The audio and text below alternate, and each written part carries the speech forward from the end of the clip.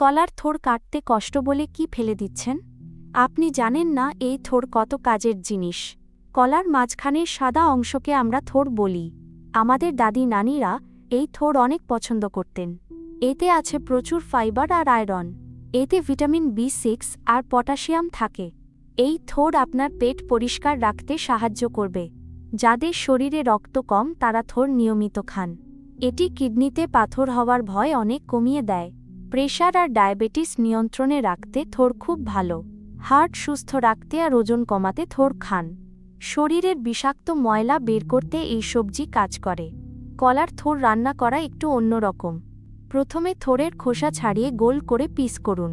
Piece করার সময় সুতার মতো অংশ ফেলে দিন। এরপর হলুদ মেশানো পানিতে থোড় ভিজিয়ে রাখুন। ভালো করে ধুয়ে ছোট ছোট টুকরা করে নিন। সরিষা আর নারিকেল দিয়ে থোড়ঘণ্ট রান্না করুন। রসুন আর কাঁচামরিচ দিয়ে ভাজিও করতে পারেন। দুপুরের খাবারের সাথে 1 বাটি থোড় তরকারি খান। শরীর ভালো রাখতে আজই বাজার থেকে থোড় কিনুন।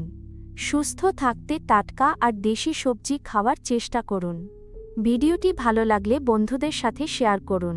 কাল কোন সবজি নিয়ে জানতে চান কমেন্টে জানান। সবাই সুস্থ থাকুন আর টাটকা খাবার খান। ধন্যবাদ।